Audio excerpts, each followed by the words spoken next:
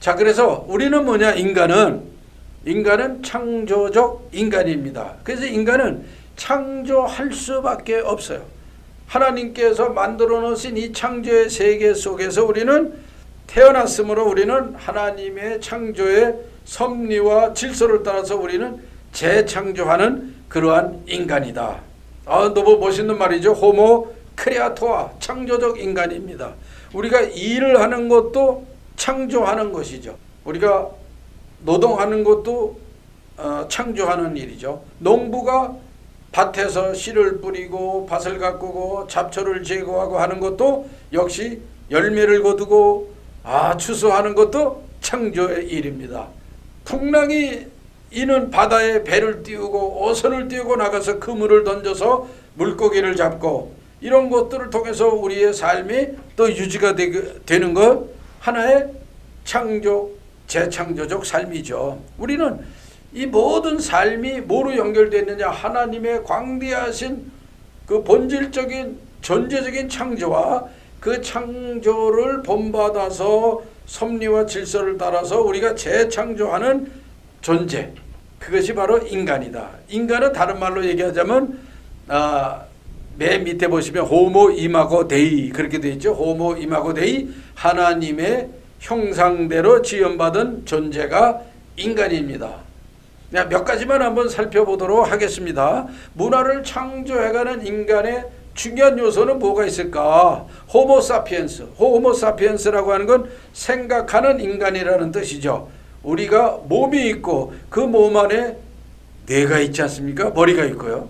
그 다음에 이 뇌는 단지 세포로만 이루어져 있지 않고 뇌의 그 전두엽과 그 다음에 인지작용하는 그 모든 섬세한 수조의 뉴런으로 이루어져 있는 우리의 뇌세포와 육신이 연결돼 가지고 뭐가 만들어지나요? 정신이 만들어져요. 스피릿이라고 하는 정신. 독일어로 가이스트 그러죠. 가이스트. 정신이 만들어지고요. 그 몸과 정신이 연결돼서 하나의 영적인 존재입니다. 그러니까 형이상학적인 철학만을 하는 그러한 존재가 아니라 우리가 영적인 보이지 않는 세계와 교감하고 절대자, 창조자, 그리고 구원자, 우리가 예수 그리스도를 통해서 삼일째 하나님으로 나아가는 그 어마어마한 것을 우리가 몸에 가질 수 있는 영혼의 존재. 이게 시작이 호모사피엔스 생각하는 데서부터 이렇게 시작이 돼서 하나의 총체적인 그 인간의 존재를 만들어가고 있습니다. 근데 기본적으로 호모사피엔스는 생각을 할 줄 아는 존재라는 거죠. 예를 들면 쥐는 한 3초간의 기억이 있다고 그래요. 인간은 기억이 얼마나 될까요? 인간의 기억은 최소한 일주일 간답니다. 그래서 우리가 공부를 해서 잊어버리지 않으려면 일주일 정도에 다시 반복을 하고 또 일주일 전에 반복을 하는 이 반복을 통해서 우리의 기억력은 한 달, 1년 또는 10년, 20년 갈 수 있는 그 능력을 갖게 된다는 겁니다. 그 다음에 인간은 뭐냐면 성찰하는 존재입니다.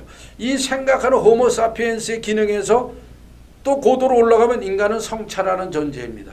내가 어느 행동을 했습니다. 그러면 그 행동에 예를 들자면 동물들은 성찰을 할 수가 없죠. 후회가 없어요. 동물들은 그냥 고옵니다. 내가 저 먹잇감 또는 내가 어디를 가겠다 그러면 그냥 가는 거죠. 그런데 물론 이제 약간의 지능이 있는 동물들은 돌아오고 또 가던 길도 찾아가요. 그래서 강아지들이 어디 가다가 소변을 보지 않습니까? 또 어느 동물들이 소변을 봐요. 그거는 왜 그러냐? 자기가 나중에 돌아갈 그 지점을 기억하기 위해서 그렇게 해놓는다는 거죠. 자, 그런데 인간은 그런 정도가 아니죠. 인간은 고도의 성찰을 합니다. 과연 내가 일주일 전에, 한 달 전에 한 행동이 맞은 행동인가 또는 틀린 행동인가라고 하는 것을 생각하고 그것을 돌이킬 수 있는 것이 바로 인간입니다. 윤리와 도덕도 역시 그런 차원에서 성찰해서 생겨나는 것이죠.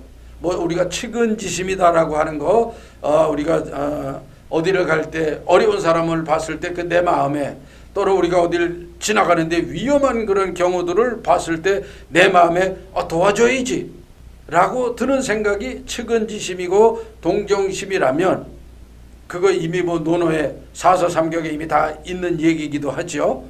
예수님의 선한 사마리아 비유에서도 나오는 그런 그 사랑의 모습 아닙니까? 자, 그런데 그것을 규정할 수 있는 말이 뭐냐면 성찰이라고 하는 성찰. 인간은 자기의 행동을 윤리적이고 도덕적이고 또 높은 그런 관념과 이념 속에서 돌아볼 수 있는 능력이 있다라고 하는 것입니다. 과연 우리가 전쟁해야 될 것이냐 말아야 될 것이냐. 전쟁은 당연히 일어나서는 안 되겠죠. 그러나 자위적인 그런 우리 스스로를 또는 우리의 나라와 민족을 지켜야 되는 불가피한 어떤 힘의 활용. 이게 참 고민되는 문제이죠. 성찰하게 되는 겁니다. 그래서 우리는 자 어떻게 해야 될 것인가. 그게 어디에서 시작하느냐. 호모 사피엔스에서 시작을 한다는 거예요. 호모 이코노미쿠스라고 하는 또 개념이 있어요. 이 호모 이코노미쿠스는 뭐냐면 이코노미 여러분 다 아시다시피 경제. 근데 이 단어의 본래적인 뜻은 가정, 가계라는 뜻이죠. 어느 한 가정이 부모님이 자녀들을 키우고 먹고 살고 경제활동을 하는 가장 그 기본적인 단위를 호모 이코노미쿠스. 그러니까 먹고 살면서 이 먹고 살기 위해서 일하고 노동하는 이 모든 과정이 호모 이코노미쿠스인데 과연 이거를 하지 않으면 안 돼요. 하나님께서 아담에게 특별히 엉겅퀴와 가시덤불을 제거하고 거기에서 땅을 경작하라고 우리에게 말씀하셨잖아요. 우리도 지금 사회 나가면은 가시덤불과 엉겅퀴들이 없지 않아 있지요. 그런 고난들 또는 그런 어떤 저항 요소들을 개척을 해서 개간을 해서 우리가 먹고 살기 위해서 그렇죠. 왜냐하면 고도의 인간적인 삶을 누리기 위해서 우리가 먹는 거죠. 그렇게 하기 위해서 우리가 행동하고 일하고 노동하는 이 모든 행위들 이것이 하나님께서 우리에게 주신 하나의 복이다. 축복이다라고 하는 겁니다. 노동은 그 하나님께서 인간이 죄를 짓고 나서 일하게 하셨으니까 노동은 저주다라고 생각한다면 이것은 우리가 성경을 오해하고 곡해하는 일이다. 하나님께서 우리에게 일할 수 있도록 하신 것은 하나의 큰 축복이요 은혜다라고 우리가 생각할 수 있습니다. 자, 호모루덴스. 그렇게 하면서 우리는 뭐냐? 놀이하는 인간입니다. 우리의 모든 삶의 과정은 놀이와 연관이 돼 있어요. 놀이는 본래적인 의미의 인간의 행위를 규정하는 겁니다. 그래서 놀지 못하는 아이, 어떤 아이가 자라나는 과정에 놀지 못하면 이 아이는 굉장히 심리적으로 폐쇄적인 아이가 되기 쉽다.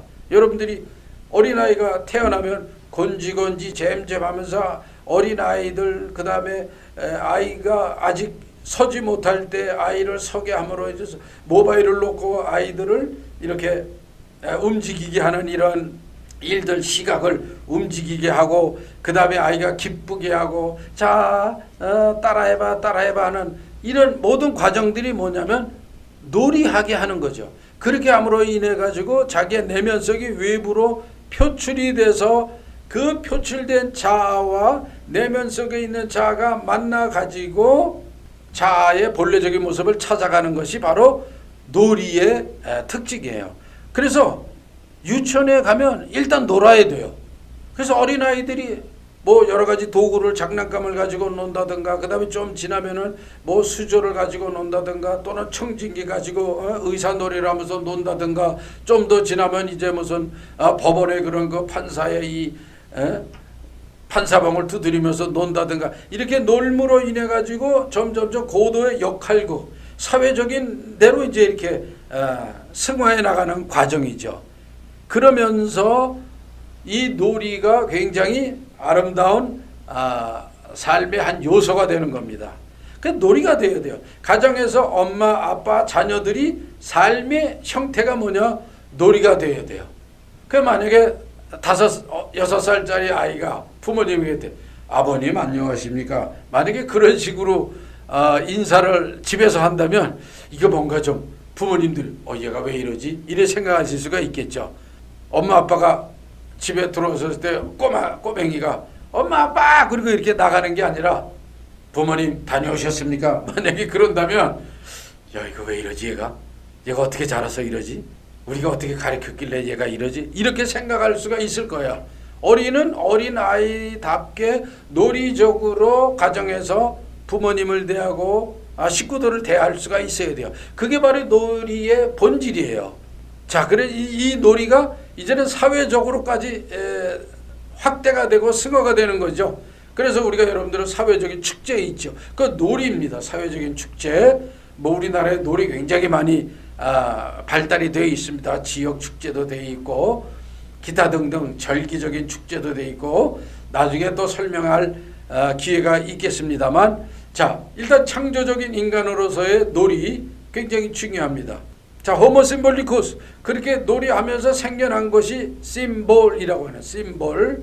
그래서 인간은 기호와 상징과 은유와 비유들을 통해서 우리의 삶을 아름답게 만들어 갑니다. 이 호모 심볼리쿠스 이 심볼은 예를 들면 이런 거예요. 내가 사랑하는 사람이 있는데 생일을 맞이하였어요. 그러면 그 사랑하는 사람에게 뭘 선물을 합니까? 아름다운 장미꽃을 줄 수도 있고 뭐 향기 좋은 향수를 선물할 수도 있고 뭐 주머니가 두둑하다 그러면은 뭐 이쁜 백을 선물할 수도 있고 뭐 다양하겠죠 심볼이. 그러나 내가 사랑하는 사람이 생일을 맞았는데 뭐 이상한 무슨 뭐 나무 작대기 갖다 놓고 갖다 주면서 말이죠. 이거 내가 당신 사랑하는 나의 증표약을 하고 만약에 준다면 이거 뭔가 좀 이상하지 않겠습니까? 허다못해 우리가 잔디밭에 나가가지고 말이죠. 네잎 클로바 같은 걸 어떻게 좀 찾아가지고 클로바 반지라도 만들어서 줄 수 있는 그게 바로 심볼이라는 거죠. 심볼. 그래서 인간은 이 심볼을 통해서 점점점 자기의 세계 우리가 살아가고 있는 우리 사회의 세계들을 확장해 나가는 것이 바로 인간이다. 그래서 여러분들 한번 주변에 살펴보십시오. 나는 얼마나 이러한 상징들을 활용하고 있는가. 예를 들면 태극기 굉장히 국가적인 상징이죠. 이 태극기를 통해서 우리는 예를 들면 여러분들이 한국에 있을 땐 잘 모를 거예요. 그러나 해외에 나가서 여행을 하다가 어느 도시에 태극기가 있다 그러면 굉장히 가슴이 뛰고 어느 때는 막 눈물이 막 글썽글썽이고 야 여기 우리나라에 이런 게 있어. 예를 들면 뭐 삼성, LG, 현대 자동차 이런 어떤 회사의 로고들을 우리가 생각하지 않는 어느 해외에 여행을 하다가 요즘에 뭐 세계적인 그런 그 도시에는 뭐 다 있습니다만 만약에 산속을 우리가 해외에 어느 지방을 여행을 중에 현대 자동차를 누가 타고 가는 걸 봤다. 그러면 굉장히 마음이 뭐 흐뭇하고 야 우리나라 자동차 여기까지 와 있네 이런 느낌을 받으죠. 하나의 로고라고 하는 심볼 기호가 우리 마음에 주는 의미가 있다는 얘기.